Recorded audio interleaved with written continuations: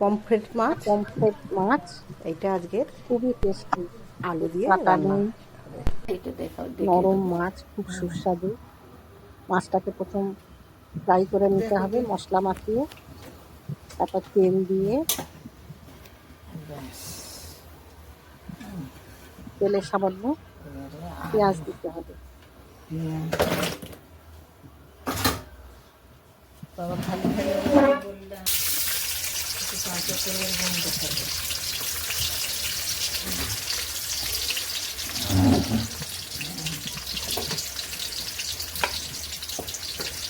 তোমরা কে কোথা থেকে ভিডিওটা দেখছো কমেন্ট করে জানাবে।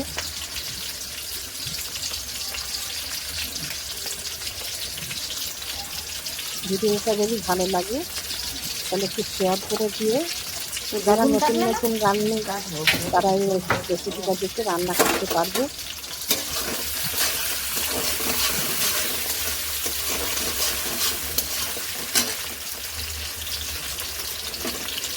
এটা লিনাকে দেখবি, এটা দেখতে হবে। কোনটা লেনাতে দেবো? এইটা, হ্যাঁ এই যেটা হ্যাঁ, তো ওর জন্যই তো করছি। ও বললো আমি কিনবো।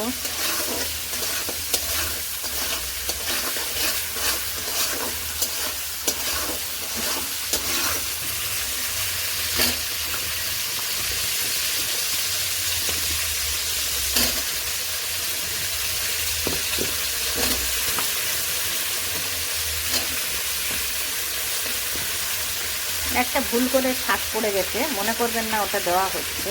ধন্যবাদ। ওই ওটা ধরে পাবেন কি শাক, নোটে শাক, সেটা তুলে ফেলে দিয়েছে।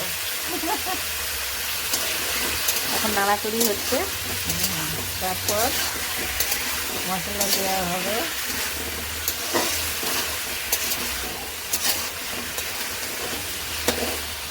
এটা বেগুনের তরকারি বলে পেঁয়াজটা বেশি, এটা বেগুন দিয়ে মাছ দিয়ে হচ্ছে। পেঁয়াজটা বেশি লাল হ্যাঁ, করা হয়নি। পেঁয়াজটা লাল করা হয়নি, দেখতেই পাচ্ছেন একটু সাদা সাদা ভাব।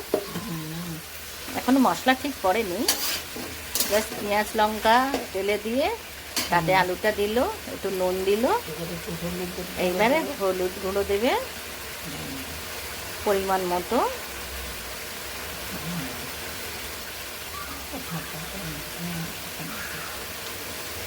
এক চামচ দিয়ে ভাবলেন আরেকটু দিই, তাই আরেকটু দিলেন। এবারে লঙ্কা গুঁড়ো, এবার একটু লঙ্কার গুঁড়ো দিয়েছি, কাশ্মীরি লঙ্কার গুঁড়ো নয়, এটা এমনি নর্মাল গুঁড়ো লঙ্কা। এবারে এটা একটু রসুন দিলে ভালো হতো, কিন্তু এতে আদা রসুন দুটো মিক্স করা আছে।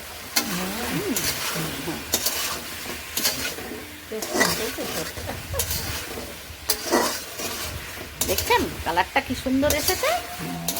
কালার দেখেই মনে হচ্ছে খেয়ে ফেলি এক বাসন ভাত। আপনারাও এরম করে করবেন, আপনাদেরও মনে হবে।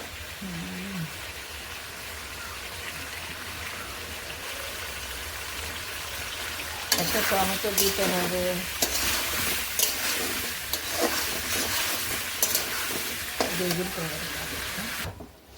একটু জল দিয়ে দিয়েছে, ছোট্ট করে জল দিয়েছে। এখন কষার মতো জল দেওয়া হয়নি, এখন কষা হবে তো অল্প একটু জল দিয়েছে। বাপ, এখন একটু চাপা দিয়েছি, এরকম বলছি। এই বেগুন দেওয়া হচ্ছে, এবারে একটু চেপে ঢালিয়ে নেবো। একটু নাড়াচাড়া করে তারপরে একটু জলটা বার করে নেবে,